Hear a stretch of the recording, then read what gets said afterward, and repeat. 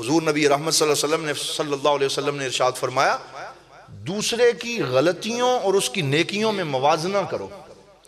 جب کسی کی کوئی بات اچھی نہ لگے تو تھوڑی دیر اپنی ذہن کے ترازو میں تولو اس کی شخصیت کو، موازنہ کرو کہ کب اس نے میرے ساتھ اچھا سلوک کیا ہے، کب اس کی نیکیاں کون کون سی ہیں، اس کے اچھے اعمال کون کون سے ہیں.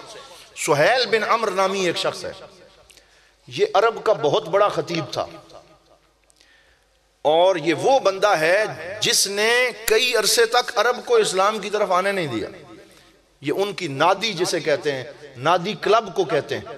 تو عربوں کا جو بڑا کلب تھا، جو پارلیمنٹ تھا، اس کے اندر یہ بندہ خطاب کرتا تھا، اور جب بھی خطاب کرتا اسلام کے خلاف گفتگو کرتا تھا، اور ایسی ایسی باتیں کرتا جس سے کافروں کو حضور کے خلاف جوش دلاتا تھا.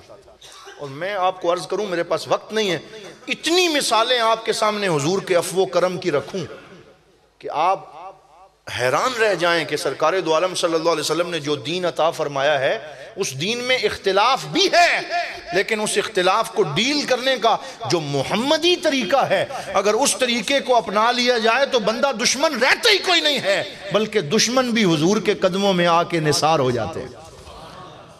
تو سہیل بن عمر دشمن اسلام، اور ایسا خطیب جو اسلام کے خلاف یاوہ گوئی کرتا ہے، گفتگو کرتا ہے. حضور نبی رحمت صلی اللہ علیہ وسلم جب غزوہ بدر ہوا، یہ اسلام اور کفر کی پہلی جنگ ہے، تو اس میں 1000 سے زیادہ کافر تھے، اور کتنے مسلمان تھے؟ 313 مسلمان تھے،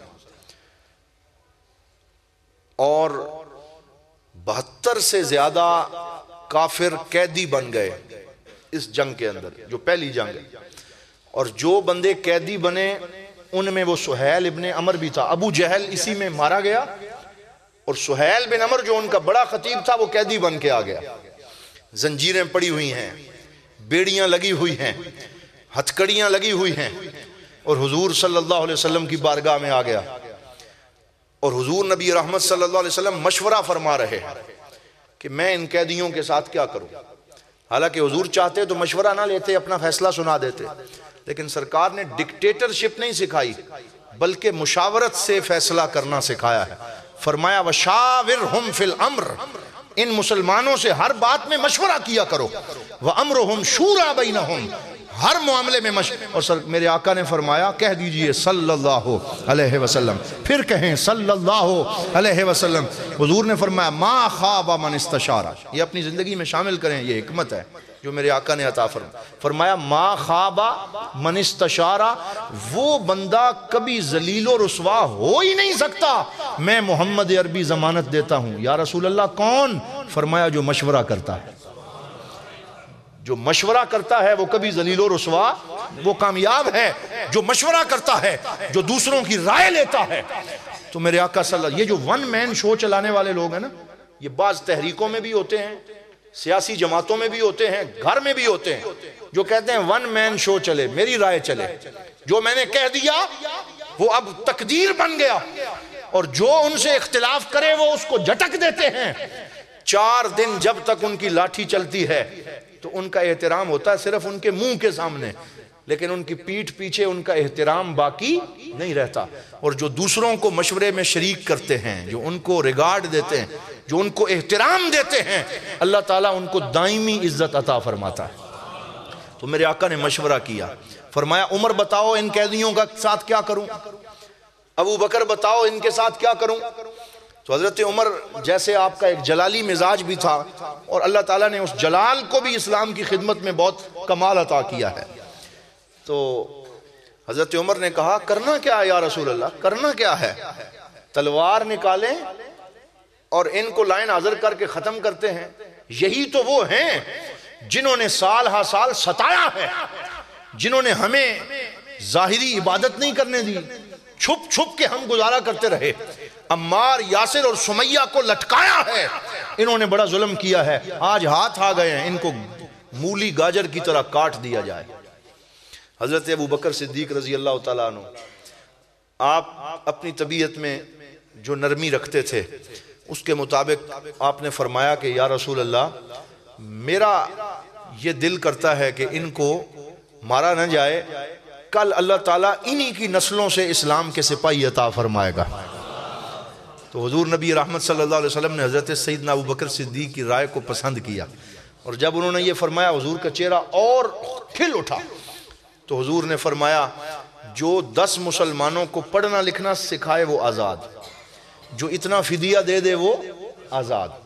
تو یہ پروانہ سنایا تو حضرت عمر پھر کھڑے ہو گئے، فرمایا یا رسول اللہ صلی اللہ علیہ وسلم، ٹھیک ہے آپ کا سارا فیصلہ سارا آنکھوں پہ ہے، میں مان لیتا ہوں، لیکن یہ جو سہیل ابن عمر کھڑا ہے نا، بس اس کو مجھے دے دے۔ یعنی وہ بھی اسلام سے محبت کا عالم تھا، تو یہ جلالی رنگ جو ہے نا یہ موجود ہے اسلام کے اندر، یہ بھی ہونا چاہیے۔ عصا نہ ہو تو کلیمی ہے کار بے بنیاد، یہ اقبال نے کہا تھا، رشی کے فاقوں سے ٹوٹا نہ برہمن کا طلسم، عصا نہ ہو تو کلیمی ہے کار بے بنیاد۔ صرف میٹھی باتوں سے بھی کچھ نہیں ہوتا، بیلنس کے لیے ایسے بندے بھی ہونے چاہیے جو ناکوں چنے چبوا دیں، جو گوشمالی کریں، جو للکاریں، بندے ایسے بھی ہونے چاہیے، کیونکہ انہی کی وجہ سے یہ سائیڈ بھی مضبوط رہتی۔ تو حضرت عمر اس جلال کے علمبردار تھے، شوکت سنجر و سلیم تیرے جلال کی نمود، عشق جنید و با یزید تیرا جمال بے نقاب۔ تو اسلام میں یہ دونوں سائیڈوں کا بیلنس شروع سے قائم رہا ہے۔ حضرت عمر نے کیا فرمایا، یا رسول اللہ یہ بندہ ذرا مجھے دے دے، کیا کرو گے؟ فرمایا اکسر انیابہ، میں اس کے جبڑے توڑوں گا، میں کیا کروں گا؟ اس کے جبڑے توڑوں گا۔ کیوں یا رسول اللہ؟ پھر کبھی بھی آپ کے خلاف بات کرے گا منہ میں دانت نہیں ہوں گے، عرب اس کو دیکھ کے ہنسا کریں گے کہ اس سے تو بات کیا ہونی ہے، اس کے منہ میں دانت ہی نہیں ہے، تو میں اس کے جبڑے توڑ دوں۔ سبحان اللہ، میرے آقا کی نگاہ نبوت کوئی اور ہی منظر دیکھ رہی تھی۔ کہہ دو صلی اللہ علیہ وسلم۔ حضور نے کیا فرمایا؟ لا یا عمر، نہیں اے عمر نہیں، لعلہ یقف موقفا تحمدہ علیہ، آج تو اس کے جبڑے توڑنا چاہتا ہے، میں دیکھ رہا ہوں کل یہ ایسی جگہ کھڑے ہو کے تقریر کر رہا ہوگا کہ تو اس کی بلائیں لے رہا ہوگا، اس پہ صدقے واری جا رہا ہوگا، اس کے ساتھ کچھ نہیں کرنا، اسے چھوڑ دو۔ تو سہیل بن عمر کو بڑی عزت تکریم سے جو فدیہ تھا وہ فدیہ اس سے لیا، وہ چھوڑ دی، وہ واپس چلا گیا، کافر ہی رہا۔ فتح مکہ کے وقت جب حضور نبی رحمت صلی اللہ علیہ وسلم نے سب کے لیے عام معافی کا اعلان کیا، اس وقت آخر میں جا کے یہ مسلمان ہوا، دائرہ اسلام میں داخل ہو گیا۔ حضور کا وصال ہوا، حضرت سیدنا ابو بکر صدیق کا وصال ہوا، حضرت عمر کا دور آیا۔ شروع میں جب سیدنا صدیق اکبر تشریف لائے تو فتنہ ارتداد اٹھ گیا۔ آپ جانتے ہیں فتنہ ارتداد یعنی لوگ حضور صلی اللہ علیہ وسلم کے وصال کے فوراً بعد مرتد ہونا شروع ہو گئے۔ کسی نے کہا ہم زکوٰۃ نہیں دیں گے، منکرین زکوٰۃ آ گئے۔ کسی نے کہا ٹھیک ہے ہم نماز نہیں پڑھیں گے۔ ہر طرف سے فتنوں نے سر اٹھا لیا، تو بہت سارے لوگ دائرہ اسلام سے نکل گئے، اور انہی میں سے کفار جو نئے اسلام لائے تھے فتح مکہ کے وقت، انہوں نے بھی ارادہ کر لیا کہ اب حضور تو چلے گئے ہیں، ہم تو ان کی وجہ سے اسلام لائے تھے، چلو ہم بھی اسلام سے باہر نکل جاتے ہیں۔ اور جس دن انہوں نے اجتماعی طور پہ یہ ارادہ کیا کہ ہم اسلام چھوڑ دیتے ہیں، وہی سہیل ابن عمر باہر نکلے، اور جس جگہ پہ کھڑے ہو کے اسلام کے خلاف خطبہ دیتے تھے، اسی منبر پہ کھڑے ہو کے سارے ان کفار کو جو نئے اسلام لائے تھے ان کو جمع کیا، اور صرف ایک جملہ کہا تم پہلے بھی مجھے بڑا معتبر سمجھتے تھے، میری رائے بڑی لیتے تھے، تو آؤ آج میں تمہیں ایک رائے دیتا ہوں، لا یا اہل العرب کنتم آخر من اسلم فلا تکونوا اول من ارتد فضحک علیکم العرب۔ کہنے لگا اے قریش، تم سب سے آخر میں اسلام لائے، اب سب سے پہلے کافر نہ بن جانا کہ عرب میں تمہارا مذاق بن جائے۔ اگر میری رائے مانتے ہو، مجھے سیاںہ مانتے ہو، تو پھر کبھی بھی اسلام نہ چھوڑنا، ہمیں حضور کے قدموں کے صدقے ساری عزتیں ملی ہیں۔